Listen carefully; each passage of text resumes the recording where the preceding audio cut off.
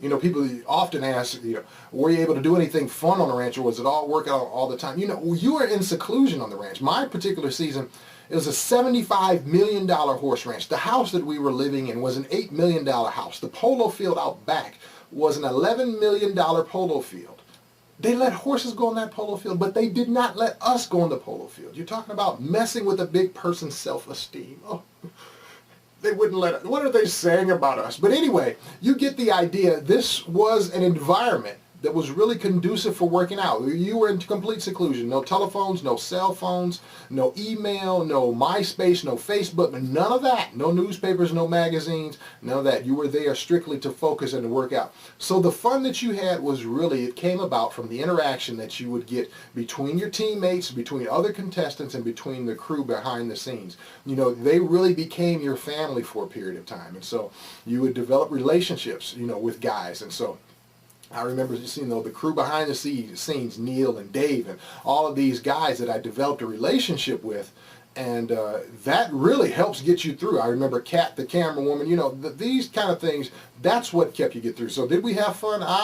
We had fun, but it's kind of the old-fashioned fun, you know. I can remember learning how to play Texas Hold'em, and we would play Texas Hold'em for candy, which was really weird. You know, you're on this weight loss show and you're playing Texas Hold'em for candy, and then nobody would eat the candy. So then how does that work when you go all in and, you know, it's really, you're not gaining or losing anything? It's kind of weird. But anyway, I can remember learning how to play Texas Hold'em. I can remember doing all of these other fun things. But yeah, it's at its root, it's the best type of fun that you can have, because you're enjoying other contestants and other people just for who they are. It's nothing contrived. There's no video games, nothing made up, external stimulation. It is just you and your newfound family there. And so we definitely would have fun. Oh, I can remember actually one particular time we were there on the ranch, and there were people there that tended the grounds, and their kids loved playing soccer. And so we would go out. Oh my God, I was like 360, and we'd go out and play soccer against these little kids, and they just run circles all around us. You know, we're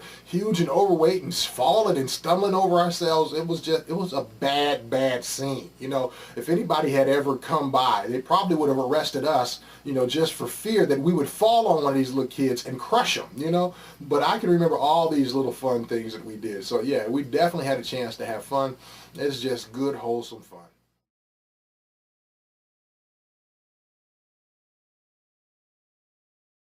You know, one of the questions that I get in class and that I've gotten from you all is, you know, how do I handle late night eating? And do you struggle with that? And I struggle at times with late night eating. But this is one of the things that I teach in my class that you've got to learn. You've got to learn about how your body balances itself. Your body balances itself with what's called hormones. And so there are certain hormones that are released late at night. They're leptin and human growth hormone, HGH and leptin. These things are released late at night. Now they offset another hormone called ghrelin. Ghrelin is a hormone that's released, and let me tell you what hormones are. Hormones are biochemical signals that run all throughout your body that regulate metabolism and other things. So ghrelin is a hormone that's released, and it tells you, hey, you're hungry, let's get something to eat. The weird thing about ghrelin is, it's one of those, it's like a behavior hormone. If you're used to eating at 3 o'clock in the afternoon, ghrelin will signal that, hey, you're hungry. Even if you just ate at 2, it'll signal you that you need to eat at 3. So you have to be careful about your eating. You have to recognize that these hormones are playing an active role in what you do. And so here's the thing. Leptin and HGH are released late at night. They offset ghrelin, except when you eat a bunch of refined carbohydrates at night. So the thing is, if you're hungry at night, okay, first thing is, let's get something to eat. Let's make sure it's not refined carbohydrates, i.e. junk food. Let's make sure it's not, you know, like what I used to eat. I used to eat a pint of Haagen-Dazs chocolate chip ice cream while watching a basketball game. Used to eat that 10:30 at night. You know, or I would have a bag of potato chips or something else. So we want to avoid those refined carbohydrates late at night, but you can eat. It's okay to eat late at night. One of the studies that's talked about often is that overweight people, they eat late at night and that's why they gain weight. That's a half truth. You see, the problem is you've overeaten your calories throughout the day and then you eat late at night. You see what I'm saying? And that's more calories on top of what your body needs for the day. And so that's how you gain weight. Plus, if you eat these refined carbohydrates, the junk food, the garbage type stuff, then, you're blunting the release of leptin and HGH, which helps to offset ghrelin. Your body is an amazing chemical process. So the thing that I tell you, there are a couple things. One, think about pushing your dinner back just a little longer. Instead of eating dinner at 6, eat it at 7. Eat a good dinner. You want to have carbohydrates, you want to have proteins and fats, preferably the proteins and fats. You got to watch the carbohydrates. I don't care what you hear, those things are deadly. If you look around the world, globally, around the world, anytime sugar becomes predominant in a culture's diet, the obesity rates go up. Okay, so you got to be careful of the carbohydrates. All right, then the next thing is, again, you can eat late at night, or consider pushing your dinner back later in the evening.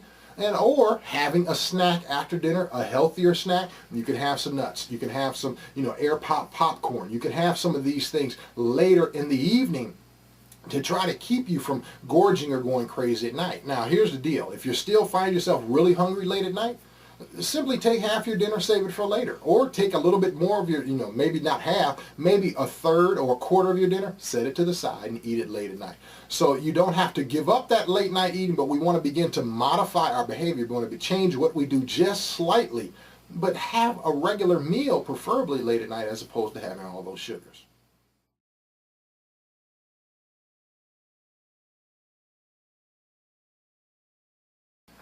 I typically try to watch every single season, and yes, I did watch season 6, and someone asked me, what about the bad editing? I don't know how much editing there was there. Typically what happens is they show you who you really are. You may not realize it, you may not want to be it, but, they can't put a curse word in your mouth. What they can do is, if you cuss over here related to this, they can, edit it so that it looks like you were answering something over there, but they can't put a cuss word in your mouth. If you're cussing somebody out or you're being mean consistently on the show, really what they're doing is they're showing who you are. Now, here's the deal.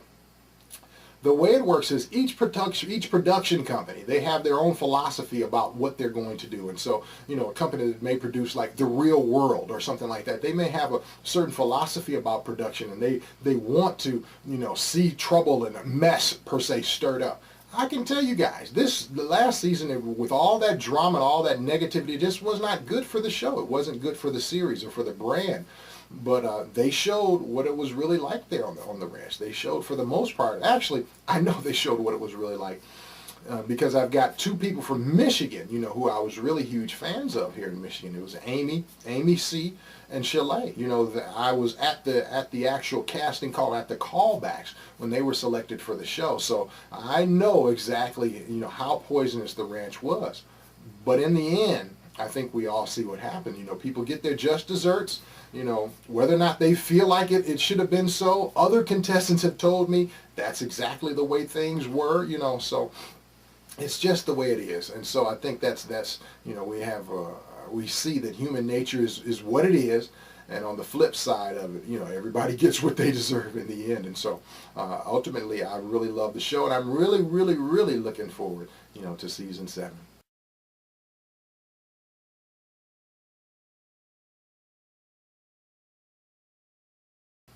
I'd have to say that since going on The Biggest Loser, my life has changed dramatically. It's just been an awesome, awesome change. First of all, in my health and well-being. I consider that when I was on the show, I was told that I was cutting 16 years off my life. That's 16 years I was cutting off my life. So, I'm like this optimistic kind of guy. So I'm thinking, okay, well, big deal. I'm going to live to be 100. That means, boom, I'm only going to live to be 84. And then they said, nah, Pete, that's not how it works. The fact of the matter is that you are going, to shorten your life incredibly by these poor habits. And so just being able to come out of that, to lower my blood pressure used to be 150 over 90. Now it's 102 over 60. Being able to run a half marathon, a 10-mile race, and a full marathon at 26.2 miles, to be able to do all of these things, to be more alert, to worry now, wow, I'm just so on fire, I'm just so excited and so energized, I don't want to go to sleep, as compared to, man, I'm so drugged in all of this weight and all of this food that I'm eating, it's dragging me down, man, I don't want to get up. Those are complete lifestyle changes. You just You can't imagine how awesome it is to really have this type of transformation and be able to walk it out. It is just, and now, the best part of all is now I'm able to help others by taking some of the things that you see on the show, and add to some of the things that are practical or realistic for at home, for when you're living your regular life, and put those into a system that people can follow. I have to tell you, it really has been a marvelous, marvelous ride.